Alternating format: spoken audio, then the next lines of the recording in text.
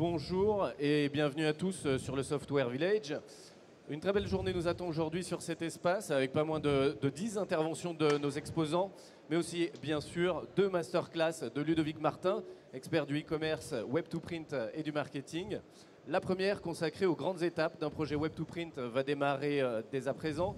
La seconde, comment bien structurer le modèle de données d'une plateforme web-to-print, aura lieu cet après-midi à 15 h. Alors, j'aurais tendance à dire qu'on ne présente plus Ludovic Martin sur le marché des industries graphiques. Bon, quelques mots quand même.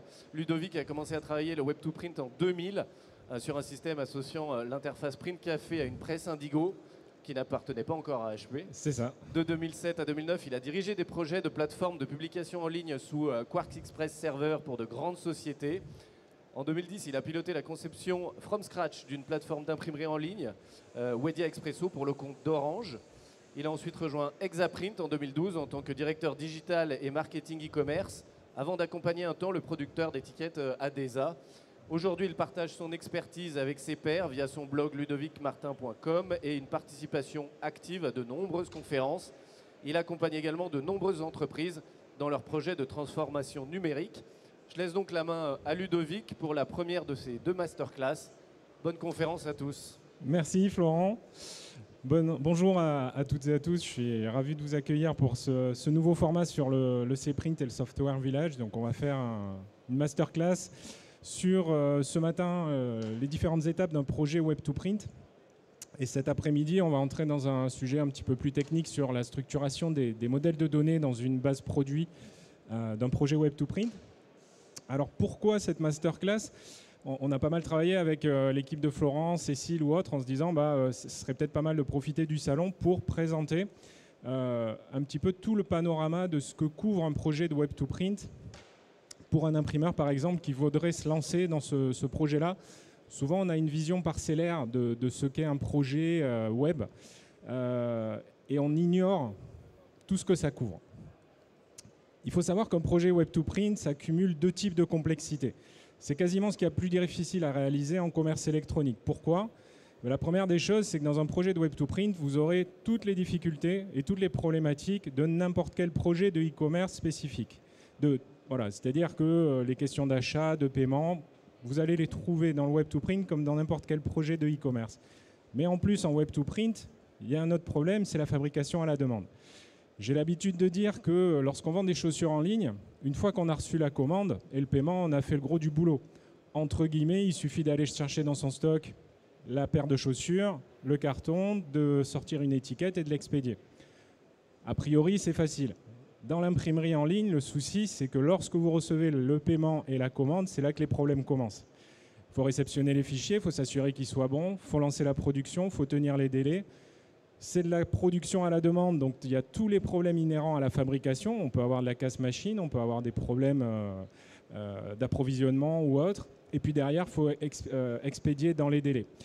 Donc concrètement, dans le commerce électronique, tout ce qui est Web2Print, personnalisation à la demande, c'est parmi les projets les plus complexes à gérer. Et ils ont des problématiques spécifiques. Alors les risques sont très nombreux. Et il faut en avoir conscience sans s'effrayer, mais il faut avoir ça en tête avant de démarrer un projet. Tout d'abord, vous avez un risque de dispersion, c'est-à-dire qu'il y a tellement de sujets à aborder, et on va les voir par la suite, c'est que vous allez partir un petit peu dans toutes les directions. Si vous hiérarchisez pas, vous risquez de vous focaliser sur des détails, c'est-à-dire on va d'abord bosser sur le design du site, des choses sympas à faire, et puis on va laisser de côté des choses plus techniques ou plus problématiques. Et du coup, on ne va pas prioriser ces choix, on va peut-être reporter des décisions importantes, comme le modèle de données sur lequel je reviendrai cet après-midi. Et quand on va s'y consacrer, ça sera peut-être un petit peu tard dans le projet. Et là, le souci, c'est que vous serez avancé déjà dans votre projet et vous risquez derrière de le regretter par la suite. Ensuite, un des gros risques que j'observe sur des projets de Web2Print, c'est la perte de focalisation. C'est-à-dire que votre métier en tant qu'imprimeur, c'est de faire du chiffre d'affaires, c'est de vendre de l'imprimé. Vous n'êtes pas éditeur de logiciel. Et il ne faut pas que vous le deveniez, à moins que vous ayez une idée fabuleuse et que vous souhaitiez changer votre modèle d'entreprise. Le risque, souvent, avec des projets de cette ampleur, c'est qu'on se défocalise de son business, on se concentre sur le projet web et on met toutes les ressources quasiment de l'entreprise. Même dans certains cas, on met l'entreprise un peu en pause pour se consacrer à ce projet web. Et voilà, il y a un effet tunnel qui apparaît. Et le problème, c'est que pendant ce temps-là, on prend moins soin de ses clients, de son activité, et on le ressent très vite dans le chiffre d'affaires. Donc il faut faire attention à se dire, c'est un projet qui va venir en parallèle de l'activité courante de l'entreprise. On doit continuer à développer sa boîte, on doit continuer à faire des ventes, et en parallèle, on a ce projet-là qui se met en place. Donc ça, c'est quelque chose en tant que dirigeant et dirigeante, il faut y faire très attention parce que c'est... Vous l'avez peut-être vécu avec d'autres projets, quand on fait un déménagement par exemple ou autre, on a tendance à être complètement absorbé par ça. Et c'est très fréquent dans des projets web. L'autre risque, c'est un petit peu le phénomène de la tour de Babel. C'est-à-dire qu'on se lance à corps perdu dans ce projet-là, on se dit on va tout faire par nous-mêmes, etc. parce qu'on a des besoins très spécifiques. Et puis on développe, sans fin, sans étape intermédiaire, sans jalon. On interprète parfois un peu mal la notion d'agilité, c'est-à-dire qu'on ne la prend pas du bon côté et du coup c'est des développements sans fin. On ne se met pas un petit peu en mode commando, c'est-à-dire que du coup on se donne beaucoup de temps et au final les mois, voire les années passent, les dizaines de milliers d'euros d'investissement passent aussi et il n'y a rien qui sort vraiment. Et parfois quand ça sort, c'est en retard par rapport au marché, c'est incomplet, c'est insatisfaisant et ça finit en accident industriel.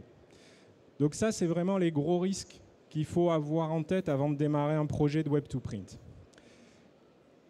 Alors l'importance de la méthode projet dans votre approche, c'est que vous devez avoir conscience, et c'est le but de cette masterclass, de tout ce que ça couvre, un projet d'imprimerie en ligne ou un projet web. Il y a plein d'aspects que vous allez probablement découvrir là et auxquels vous ne pensez pas, c'est normal. Donc l'idée, c'est qu'en tant que dirigeant, déjà, vous ayez un petit peu un balayage de tout ce qu'il faut prendre en compte, parfois des aspects fiscaux, comptables, légaux, auxquels on ne pense pas forcément et qui sont très très importants.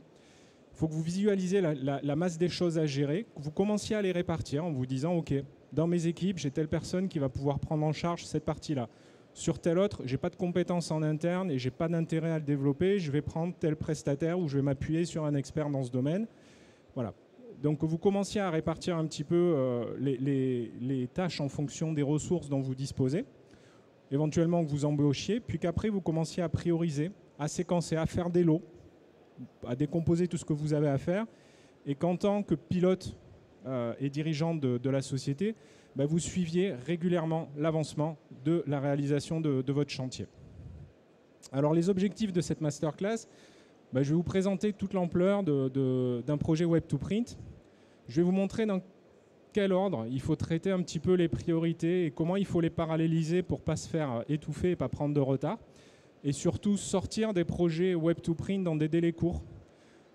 On imagine que le lancement d'une plateforme, c'est plusieurs années, voilà, c'est un chantier énorme. Non, une plateforme Web2Print, il faut qu'en 6-8 mois, ça soit lancé.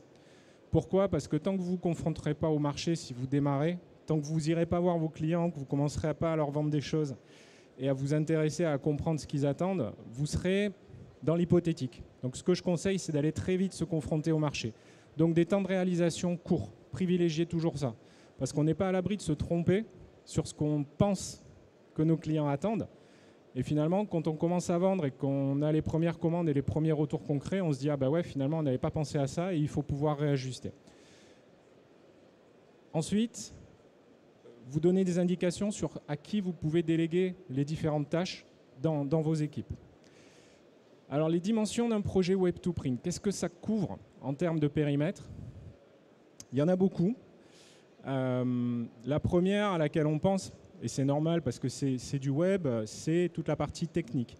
C'est-à-dire les serveurs, l'infrastructure, les domaines, toutes les parties messagerie, sécurité. Il y a tous les aspects de flux pré-presse qui sont très importants. J'en parlais hier dans la transformation digitale. Une des clés de la réussite d'un projet Web2Print, c'est l'automatisation des flux. Pourquoi ? Parce que quand vous allez vendre en ligne, vous allez avoir beaucoup de petites commandes avec des petits paniers et des petites marges. Pas en pourcentage, mais voilà, sur un panier de 100 €, si vous faites 20-30% de marge, ça ne fait pas beaucoup d'argent unitairement. Si vous passez 2 heures à corriger les fichiers, votre marge, vous l'avez bouffée. Donc, il faut qu'en amont, vous ayez automatisé vos flux pré-presse pour que quand vous receviez un fichier de votre client ou qu'il était issu d'une banque de modèles, tous les contrôles soient faits automatiquement, éventuellement qu'il y ait des alertes qui soient levées, des corrections qui soient faites, et que l'intervention du graphiste soit limitée à des tâches essentielles à forte valeur ajoutée. La clé de votre marge, elle se trouvera là.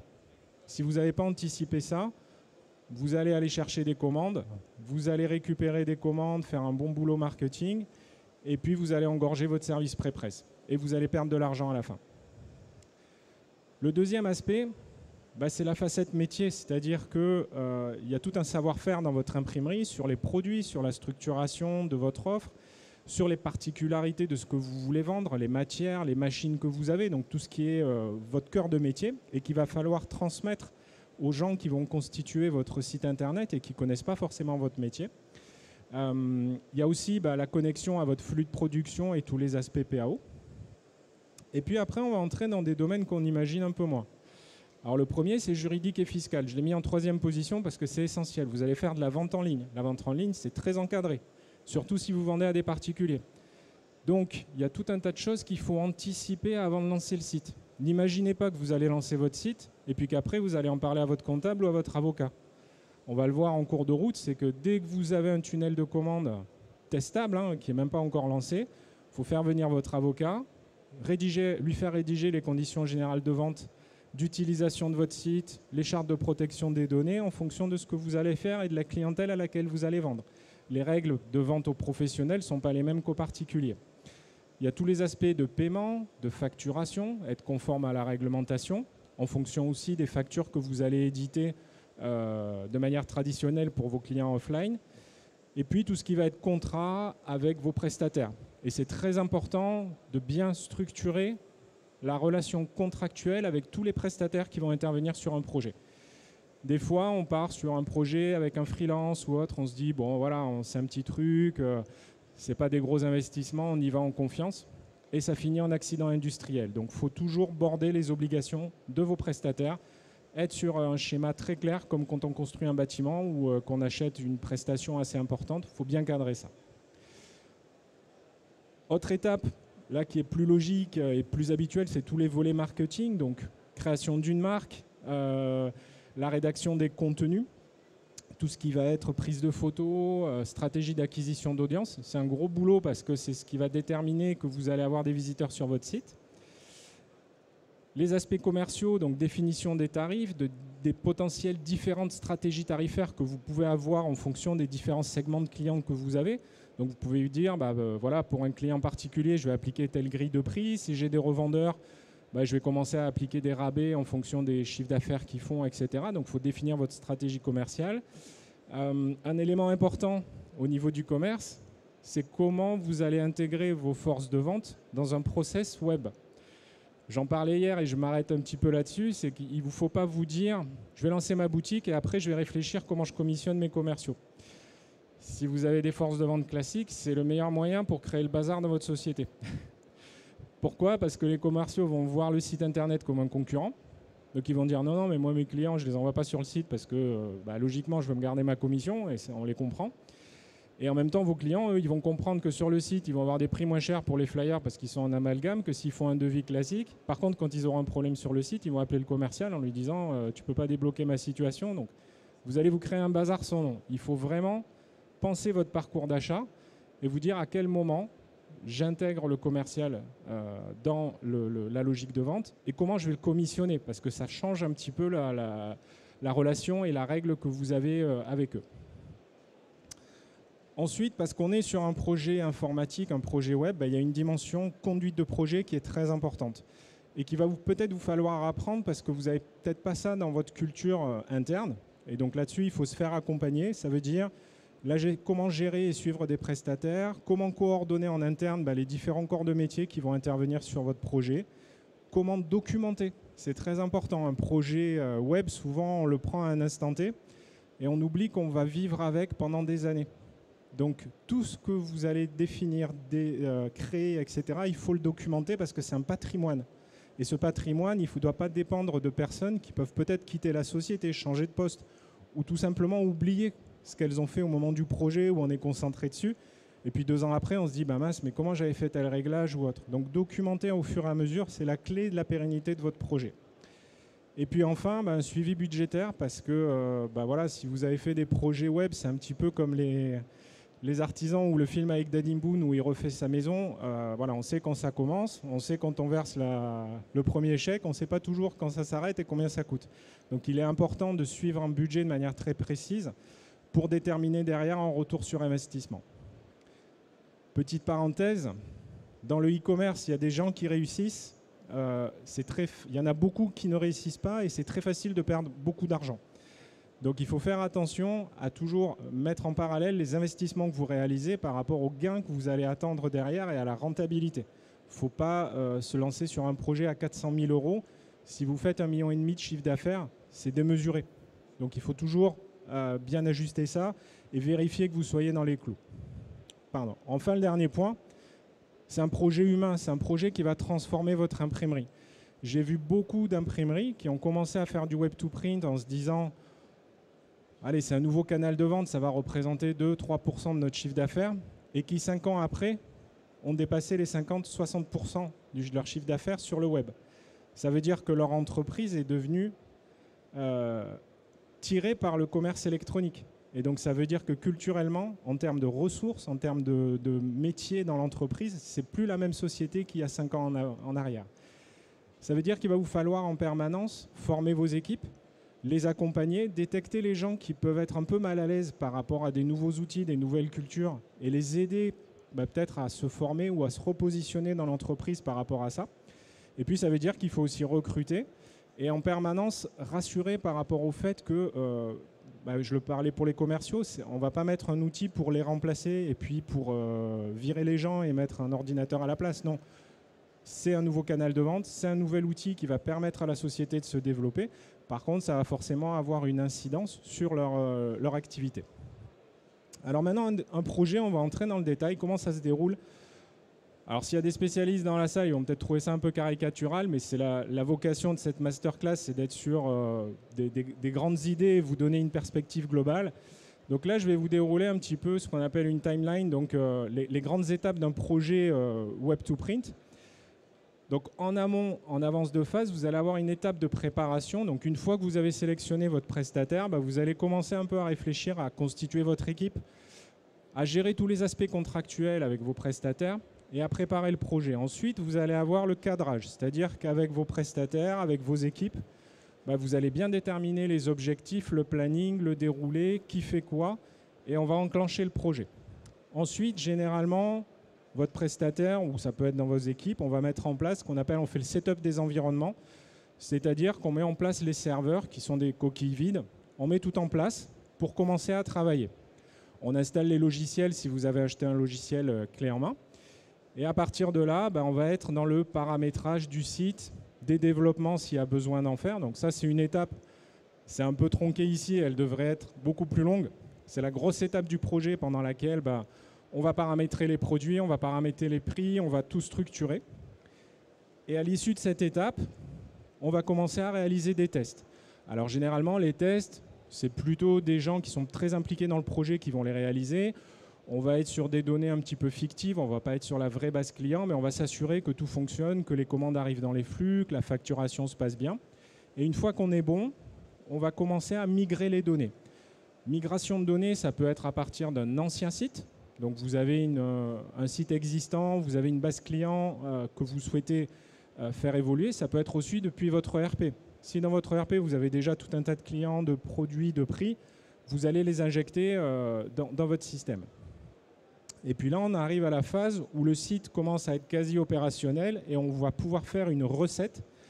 Alors le terme peut vous surprendre, mais c'est un terme avec vos prestataires que vous allez entendre. Donc la recette, c'est quand vous allez vérifier que tout fonctionne correctement. C'est une étape très importante parce qu'à l'issue de cette phase-là, il y a ce qu'on appelle un procès verbal de recette.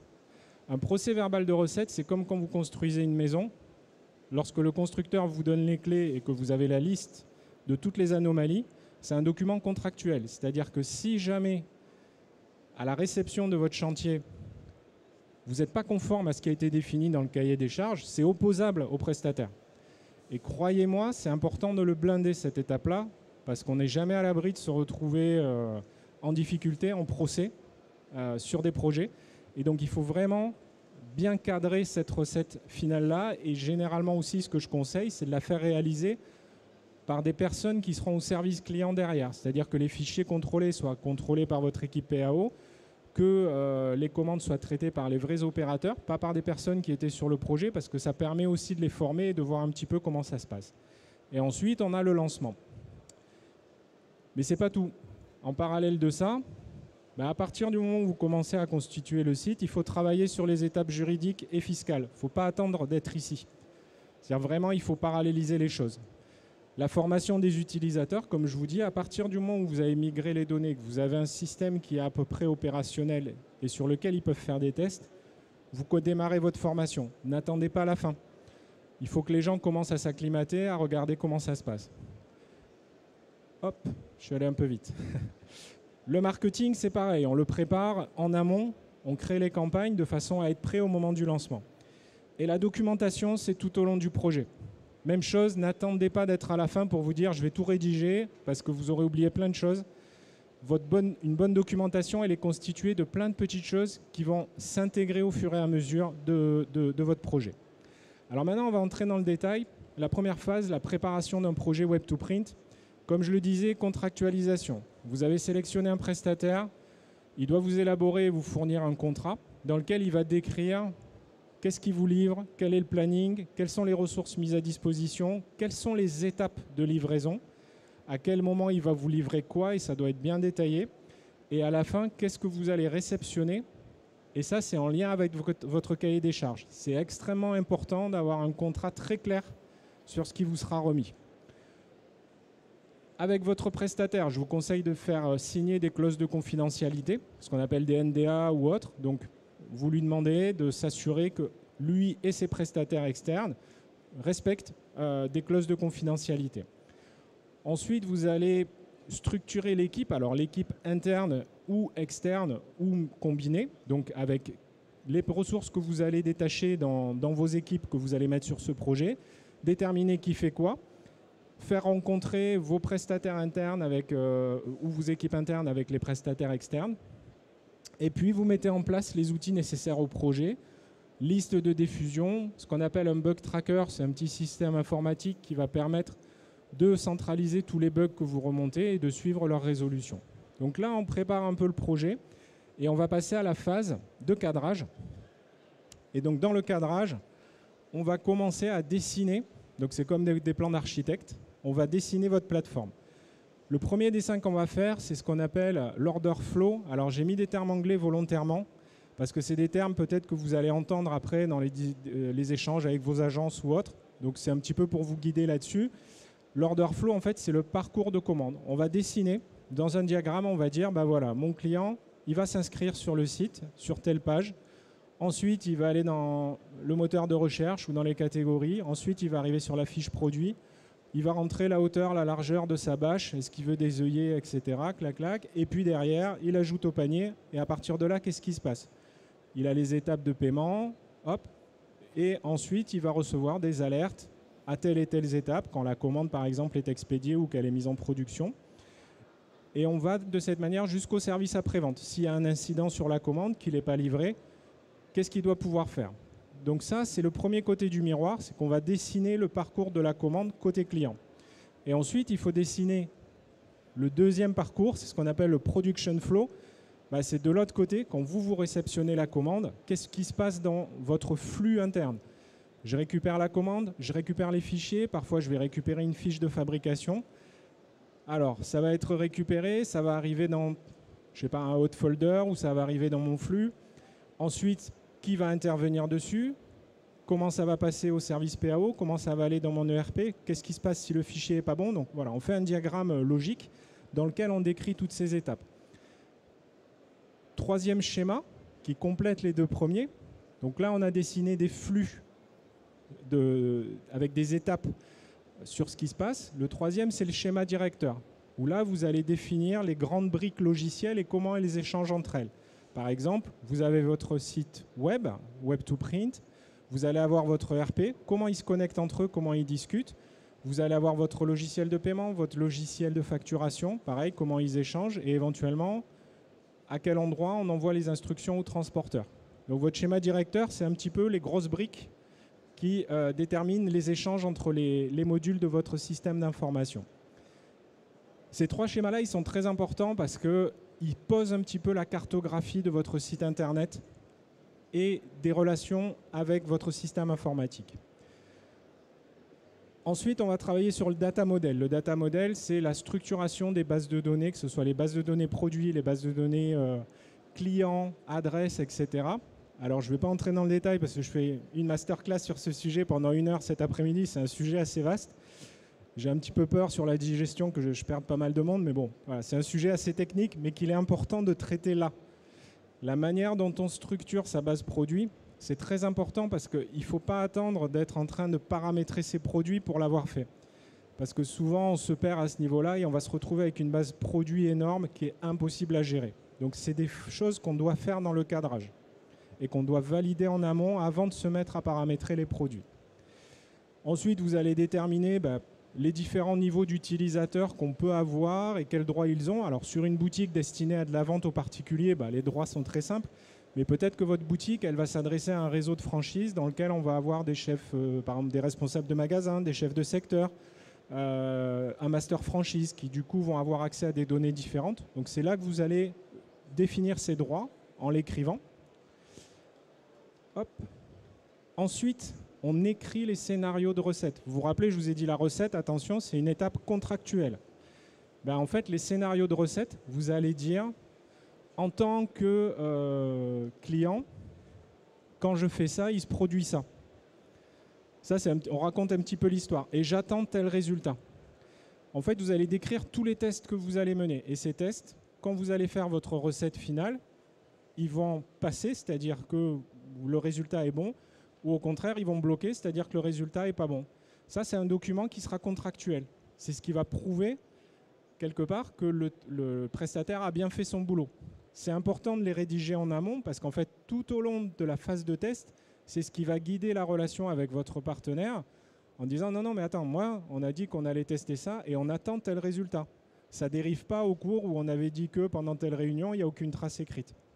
Je vous conseille vraiment, pareil, de le faire en amont et idéalement de prévoir un petit peu des jeux de données, c'est-à-dire que vous avez des données tests, des clients types. Vous avez changé les noms, prénoms, mais il y a de la matière dans des fichiers Excel prête à utiliser pour faire ces tests-là. Et enfin, le cadrage du projet, c'est la planification. Typiquement, je vais vous prendre un exemple. Vous démarrez aujourd'hui un projet Web2Print. On se dit, allez, il y en a pour 8 mois, 8 à 10 mois en prenant en compte les congés d'été. Vous êtes imprimeur, l'an prochain, vous louez un stand sur le Cprint et vous vous dites, je veux lancer ma plateforme Web2Print sur le Cprint 2023. Bon, il faut que tout le monde ait en tête cette échéance.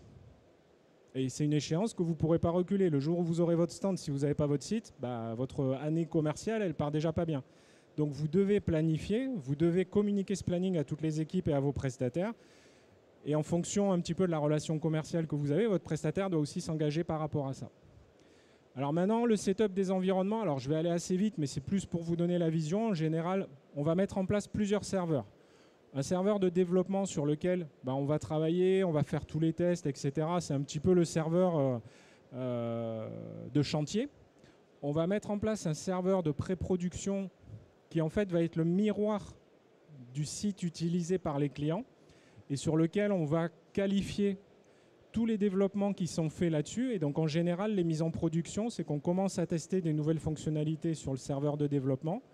Quand c'est OK, on le met en pré-production avec des données clients anonymisées, mais en tout cas où on est très proche de l'environnement de production. Et si c'est bon sur le serveur de production, on bascule en production. On ne met jamais en production directement un développement qui a été testé rapidement. On fait toujours ces étapes de test.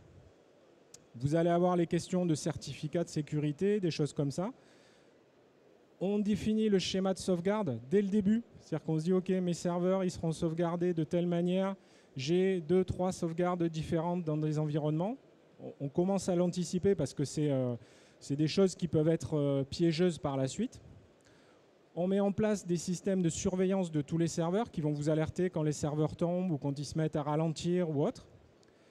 Et on prépare donc le miroir de ce que je vous disais par rapport au scénario de recette, les jeux de données. Donc, on va créer un fichier dans lequel on va prévoir des structures de clients, des commandes type ou autres, des fichiers PAO, parce que si vous travaillez avec une agence, elle n'aura peut-être pas des fichiers PAO proches de ce que vous faites. Et si vous êtes dans le grand format, il ne faut pas tester votre site web to print avec des PDF de flyers. Il faut vraiment être dans des conditions réelles. Donc, préparez tout ce kit en fait, de test que vous allez remettre à votre prestataire. Ensuite, on va rentrer dans le paramétrage du site. Alors là, il y a beaucoup de choses. La taille des puces réduit un petit peu, mais il y a beaucoup de choses à créer. Donc, on va commencer à paramétrer les utilisateurs en fonction des rôles qu'on a définis en amont. On va créer des comptes d'administrateurs. On va commencer à paramétrer le site en tant que tel sur sa structure, etc.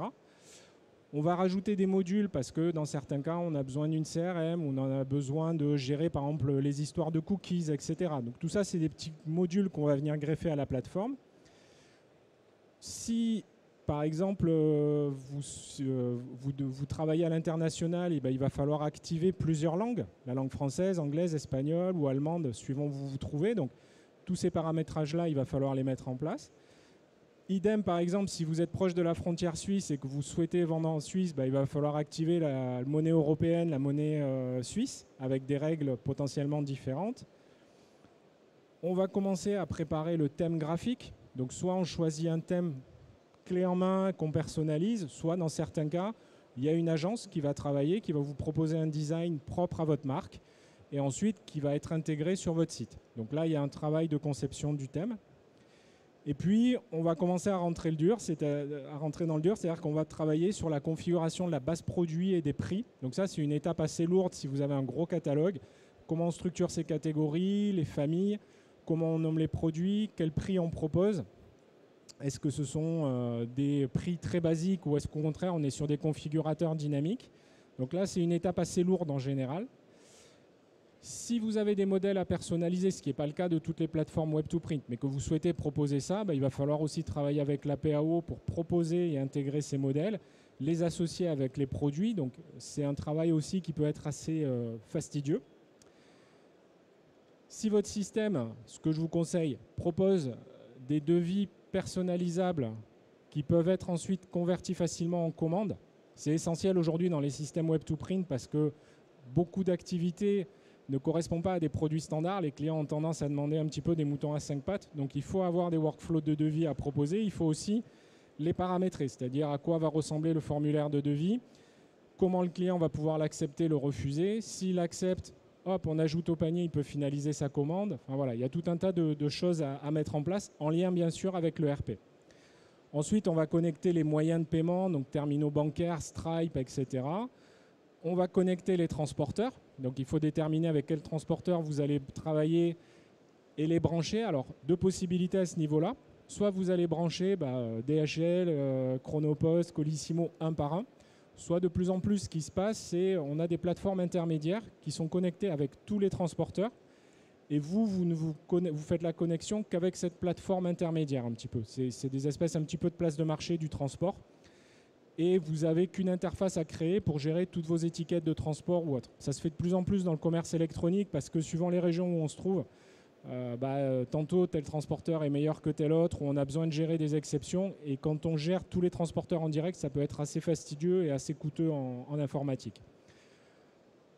Ensuite, on va commencer à intégrer le contenu. Alors, quand je parle du contenu, c'est la description de votre imprimerie, la description des produits. C'est très important, vous le savez, pour que Google vous référence. Donc là, il faut rédiger la description de vos produits, de votre entreprise. Voilà, donc là, ça va dépendre un petit peu de ce que vous mettez comme information, mais vous allez commencer à l'intégrer.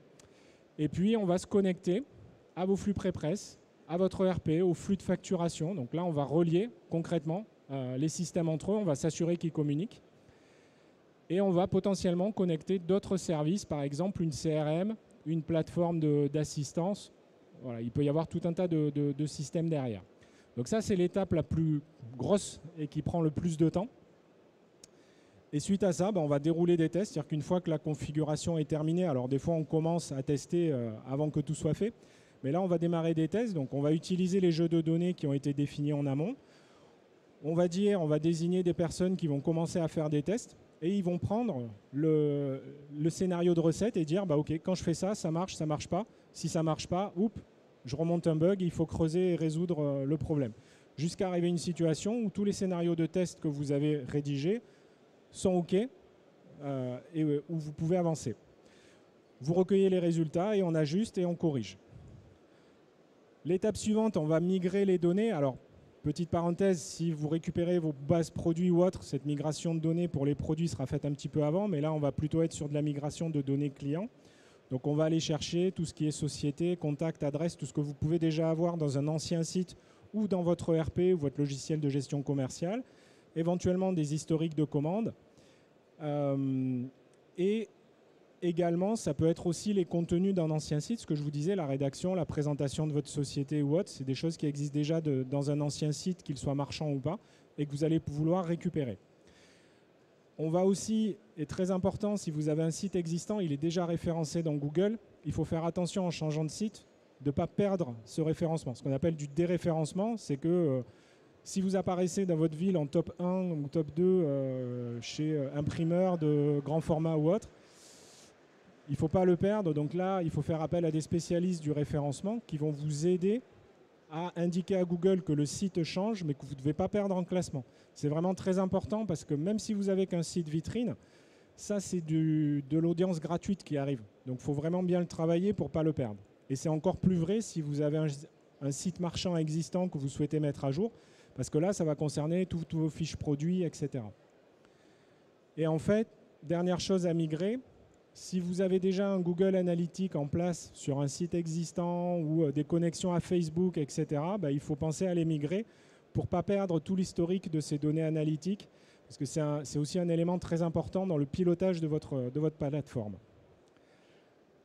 Alors ensuite, la recette finale, comme je vous le disais, étape très importante dans la relation contractuelle. C'est là que vous allez vous assurer que votre prestataire a bien fait son boulot, qu'il a respecté ses engagements. Et c'est une phase opposable devant des tribunaux en cas de problème. C'est comme un PV de réception de chantier. Donc là, la recette finale, on va tester les environnements de production, c'est-à-dire qu'on est en configuration réelle et on est prêt à se lancer en vrai. On va dérouler tous les tests qu'on a prévus. Éventuellement, on va faire des tests de montée en charge, c'est-à-dire qu'on va simuler un afflux de clients pour voir si les serveurs tiennent la charge. Alors ça, on ne le fait pas dans tous les cas, mais si on est par exemple dans une activité à forte saisonnalité, où on sait par exemple que la saison se fait sur 2 mois, au moment des fêtes ou au moment de Pâques ou autre, il est important d'être sûr que les serveurs ne vont pas s'écrouler au moment du Black Friday par exemple, ou sur des très grosses journées. Et ça, donc, il y a des outils qui permettent de simuler un gros afflux d'audience pour voir si les serveurs répondent correctement. On va commencer aussi à briefer les équipes support en les faisant tester le système. Et éventuellement, ce qui est bien aussi à cette étape-là, c'est d'intégrer des clients avec qui vous vous entendez bien, auxquels vous pouvez dire, écoute, on a une nouvelle plateforme qui se prépare. Est-ce que tu veux la tester un peu en avant-première, quitte éventuellement à ce qu'on t'offre 1 ou 2 commandes, etc., pour recueillir aussi le feedback d'un utilisateur. On sait que quand on est dans un projet, à un moment donné, on intègre les limites ou les petites erreurs ou les trucs comme ça en se disant « ouais, on sait que ça ne marche pas, mais bon, on s'y est habitué ». C'est toujours très important d'avoir en retour des vrais clients parce qu'eux, ils seront, entre guillemets, sans pitié. Ils vont vous dire la vérité en vous disant « mais là, non, ce bouton, il est mal placé ou je perds trop de temps, je fais trop de clics ». Et à l'issue de la recette, donc, je reviens dessus, très important, procès-verbal de recette, écrit, signé par toutes les parties, et sur lequel vous allez lister toutes les réserves que vous avez. Et ces réserves, elles devront être corrigées par la suite, ou si elles ne sont pas corrigées parce qu'il y a eu un changement de direction en cours de route, soit ça ouvre la porte à éventuellement une petite réduction sur le contrat, soit ça doit être en tout cas bien écrit. Et il faut savoir aussi qu'en général, suite à cette recette et à la mise en production, vous avez une période de garantie. C'est-à-dire que comme quand vous achetez un lave-vaisselle ou une voiture, généralement, dans les 3 mois qui suivent, votre intégrateur ou votre éditeur vous garantit contre une défaillance éventuelle ou un bug qui serait détecté après la mise en production pendant cette durée-là. Là, on arrive à la phase de lancement. En général, on fait ce qu'on appelle, on ne va pas ouvrir les vannes d'un coup. On fait un lancement progressif. Première étape, on fait ce qu'on appelle un soft launch, c'est-à-dire qu'on va mettre en place le site, on l'ouvre à un panel un peu réduit de clients si on peut. On commence à tester, on fait toutes les redirections d'URL. C'est très important aussi, c'est que par exemple, si vous avez déjà un site existant avec des fiches produits ou autres, on va dire à Google, l'adresse que tu avais pour la fiche produit qui était structurée d'une certaine manière dans l'ancien site, aujourd'hui, ça va sur cette page produit-là. Donc surtout, ne me déréférence pas. Tu renvoies l'audience sur cette page-là et ne sois pas inquiet s'il y a une redirection. C'est OK, c'est moi qui l'ai faite. Pourquoi ? Parce qu'on sait qu'il y a des attaques ou des fois des faux liens qui vous redirigent vers des sites pirates. Donc Google, dès qu'il détecte des redirections, si on ne l'a pas géré correctement, il va considérer que c'est suspect, il va vous déréférencer. Voire même dans le navigateur, il va vous dire attention, là, il y a un truc suspect, n'y allez pas. Donc c'est important de le gérer à ce moment-là. On va surveiller en termes de référencement la manière dont Google indexe votre site. On va débriefer le soft launch avec les clients pour voir si tout est OK. Et si tout est bon, ben là, on va faire ce qu'on appelle un hard launch, c'est-à-dire un lancement en grand. Donc là, c'est avec fanfare, tambour, trompette et pom-pom girl. On lance la campagne de communication, on lance les campagnes de pub, etc. Ça ne sert à rien de démarrer ça tout de suite et de dépenser de l'argent si votre site n'est pas tout à fait prêt. Si vous détectez un petit bug ou autre et que vous avez commencé à balancer des gros budgets en AdWords, vous allez perdre de l'argent. Donc là, on a vu les grandes étapes, mais ce n'est pas fini. En parallèle de tout ça, en marketing, il va falloir travailler sur la marque. Donc réfléchir, est-ce que c'est la marque de l'imprimerie? Est-ce que je crée une nouvelle marque? Si je crée une nouvelle marque, c'est quoi le logo? C'est quoi la charte graphique? Est-ce que c'est pas déposé auprès de l'INPI, etc. Donc là, il y a un gros travail qu'on appelle de branding avec des agences de com. Il va falloir réfléchir à comment vous allez faire venir des clients sur votre site internet, donc ce qu'on appelle la stratégie d'acquisition.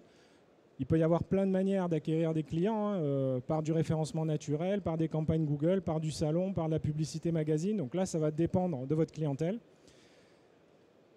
Il faut réfléchir aussi à la stratégie de conversion parce que faire venir des clients à la vitrine de votre magasin, c'est bien. C'est mieux s'ils rentrent et s'ils achètent.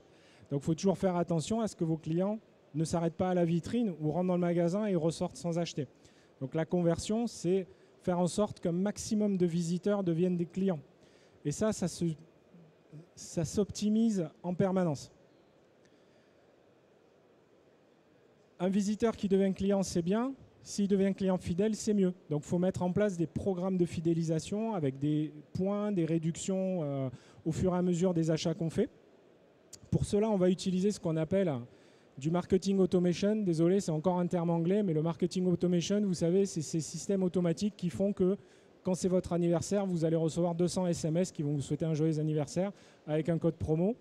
C'est caricatural, mais c'est ça. En fait, c'est des systèmes où on va aller regarder la base client et en fonction des achats que vous avez faits, on va déclencher des automatismes.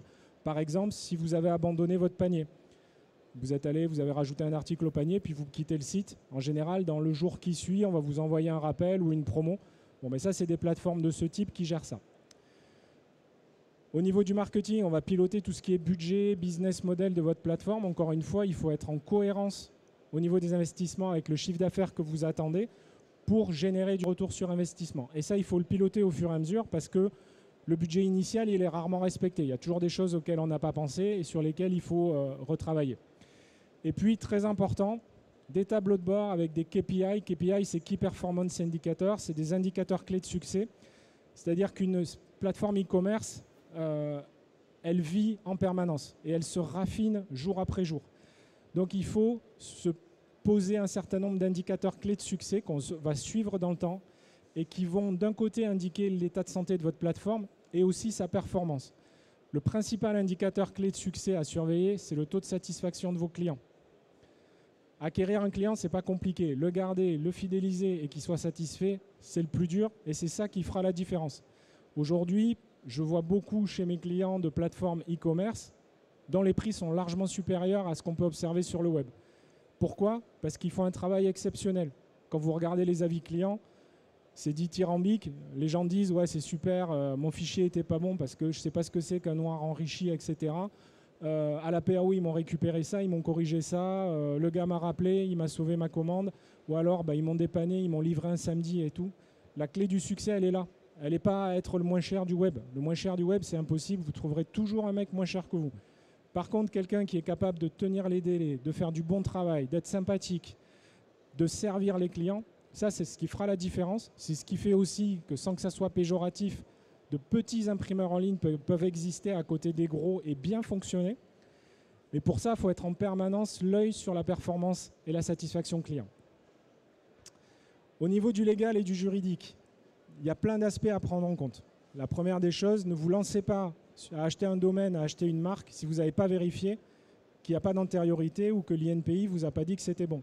Si vous vous lancez à l'international, il faut faire une recherche d'antériorité au niveau européen. Ne le négligez pas parce qu'il n'y a rien de pire que de lancer un site, de faire de la pub et là de vous prendre un courrier d'avocat qui vous dit « Attendez, moi, ma marque, elle était déjà déposée, donc changez de marque en cours de route, vous refaites tout ce que vous avez fait et tous les investissements que vous avez réalisés, vous les changez. » Donc ça, c'est une des choses à faire quasiment dès le début si vous envisagez de lancer une nouvelle marque. Deuxième point, conditions générales de vente, conditions générales d'utilisateur, c'est essentiel. Que vous vendiez aux particuliers ou aux professionnels, c'est ce qui va déterminer la relation contractuelle avec vos clients. Et en plus de ça, par exemple, dans les conditions générales de vente aux particuliers, vous avez des obligations. L'une d'entre elles qui n'est pas connue, c'est de désigner un médiateur de la consommation. Il faut savoir que si vous ne le faites pas, la répression des fraudes scanne régulièrement les conditions générales de vente et ça va être un motif de contrôle.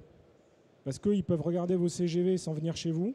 S'ils détectent qu'il n'y a pas ça, que vos bandeaux cookies ne sont pas bons, ils peuvent déclencher soit des contrôles à distance, soit sur site.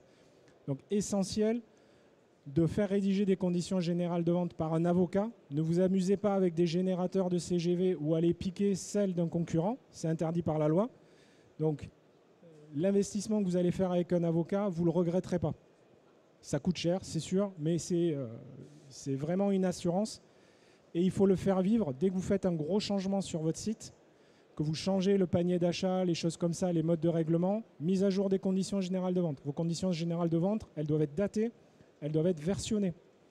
Parce que si un client vous dit « mais attendez, moi quand j'ai acheté ça, dans vos conditions générales de vente, il était marqué que vous deviez livrer en temps de jours », il faut pouvoir prouver quelle était la version des CGV exigible à l'époque. Donc c'est une étape essentielle. Autre point, aujourd'hui vous avez entendu parler du RGPD, protection des données privées ou autre, c'est aussi une obligation importante. Même chose, ne vous amusez pas à rédiger des chartes de protection des données vous-même ou à les pomper sur Internet, faites faire ça par votre avocat au moment où il rédige les CGV et prenez un avocat qui ait cette spécialité-là.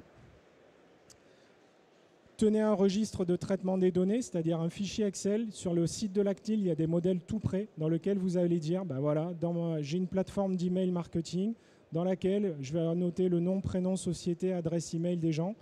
Voilà, vous allez noter tous les endroits où vous stockez des données privées. Et ça, vous allez le tenir à jour. C'est exigible par la CNIL en cas de contrôle ou par la répression des fraudes qui aujourd'hui a une délégation et un accord avec la CNIL pour contrôler ça. Vous allez tenir aussi un recueil du consentement. C'est que vous savez, c'est ces bandeaux où on dit oui, j'accepte les cookies ou pas. Derrière, il faut tenir un registre, souvent automatique, dans lequel on va noter que telle personne, tel jour, à telle heure, a donné son consentement pour recevoir des cookies ou recevoir des emails. Logiciel de caisse. Si vous vendez aux particuliers, il faut savoir que, comme n'importe quelle caisse électronique, quand vous allez faire vos courses au marché ou que vous allez chez votre coiffeur, cette caisse doit être conforme à la loi antifraude à la TVA. Le e-commerce est inclus dans ce dispositif. Ça veut dire que votre logiciel de caisse doit être conforme à la norme NF 525. Ça ne peut pas être embêtant, pénible ou autre, mais potentiellement c'est un élément de contrôle du fisc sur les encaissements.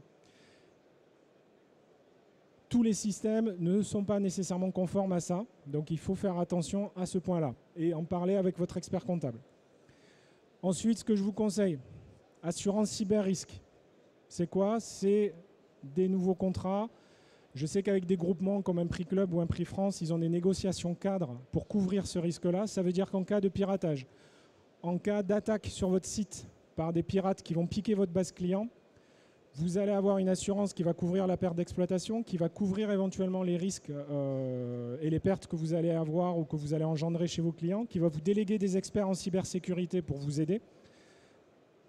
C'est très important de le souscrire rapidement parce qu'il y a de plus en plus d'assurances qui ne couvrent plus ce risque ou qui demandent des primes très importantes. Donc faites-le en amont. Essayez de voir avec vos groupements dont vous faites partie, comme un Prix Club, si vous ne pouvez pas avoir des accords cadres, bénéficiez de ces accords. Et ne le négligez pas. Ça, c'est comme faire rédiger ces CGV par un copain ou les pomper sur Internet. C'est vrai que vous allez économiser un peu d'argent en le faisant par vous-même, mais vous le regretterez plus tard. L'assurance cyber-risque, faites-le. Ça coûte un petit peu d'argent, mais c'est vraiment très très important. Et ensuite, un dernier point, souvent c'est lié au cyber-risque ou aussi aux aspects de RGPD, c'est de faire ce qu'on appelle un PRA ou PCA. Encore un acronyme, ce sont des plans de reprise d'activité ou de continuité d'activité. Qu'est-ce qui se passe si mon serveur a une défaillance? Qu'est-ce qui se passe si mon usine se fait inonder? Comment je mets en place mes backups? Est-ce que je les teste? Je fais des sauvegardes, est-ce qu'elles sont bonnes? Est-ce que je n'ai pas eu un souci? Est-ce que je suis capable de restaurer mon activité? C'est important à plusieurs niveaux, c'est que souvent votre site e-commerce, il ne va pas être dans vos locaux, il va être ailleurs, donc il faut qu'il puisse continuer à vivre, même s'il y a un problème dans votre usine. C'est également exigé par les assureurs, c'est-à-dire qu'ils vous disent on vous couvre si vous testez vos sauvegardes. Donc ça c'est pareil, mettez-le en place en amont de votre projet pour que le jour où vous lanciez, vous soyez déchargé de cette problématique-là. Ensuite, on a la formation. Il va falloir expliquer à vos opérateurs tout ce qu'ils vont avoir à faire, qui s'entraînent avec les outils, qui testent, qui jouent avec, qui voient si ça se passe bien ou s'il y a des problèmes, en PAO, en pré-presse, en service client ou administration des ventes. Les commerciaux, peut-être, qui vont faire des devis dessus, qui vont voir ce que leurs clients vont pouvoir commander. La compta et la facturation, ne les oubliez pas, eux, parce qu'ils vont avoir beaucoup de boulot. Et si vous avez mal fait les choses et s'ils ne sont pas formés, voilà, ils risquent de souffrir. Et toute la partie production, c'est toujours important de les sensibiliser aussi. On les oublie en se disant, eux, ils sont en machine. Non, de leur montrer, de leur dire, écoute, voilà comment on présente les produits. Pourquoi je vous dis ça? Parce que parfois, vous allez avoir un conducteur de machine qui va vous dire, mais les options, c'est pas comme ça qu'il faut les présenter. Parce que quand tu les présentes comme ça, moi, j'ai un enchaînement derrière qui n'est pas bon. Et je reçois des fichiers qui vont me poser problème à imprimer. Donc, impliquez vos équipes de prod sur le projet Web2Print. Votre projet Web2Print, il va transformer votre imprimerie. Donc, impliquez absolument tout le monde dans ce projet-là. Enfin, on arrive au terme. La documentation, comme je vous le disais, n'attendez pas la fin pour documenter. Notez tout ce que les procédures, les paramétrages, comment vous mettez en place vos sauvegardes, vos restaurations, tous les petits réglages que vous avez faits. Pourquoi? Parce qu'il y a des gens qui vont quitter votre équipe.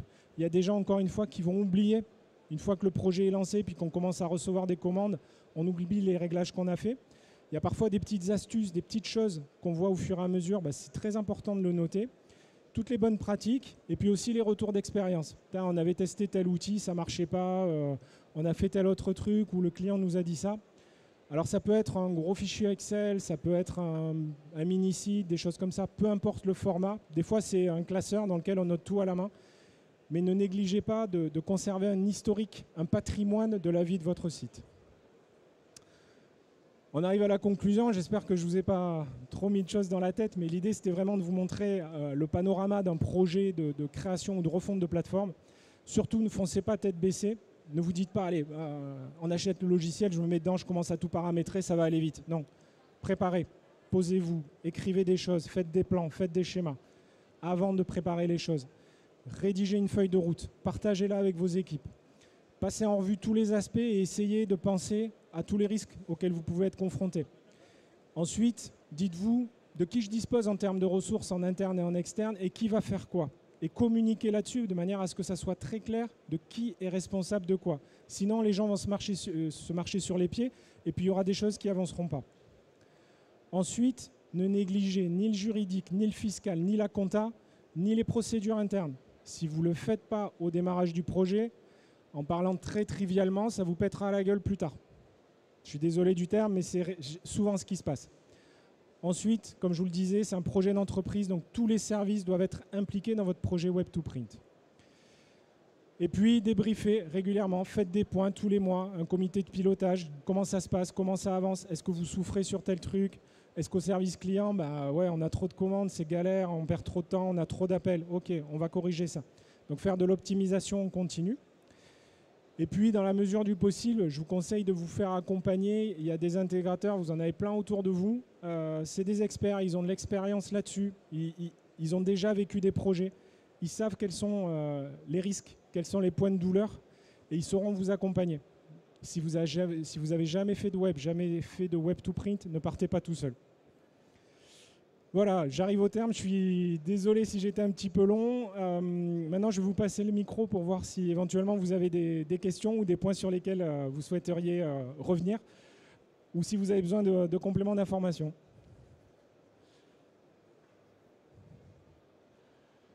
Pas de questions? Bah, écoutez, je vous remercie beaucoup et puis je vous souhaite une bonne continuation sur le salon. Bonne journée.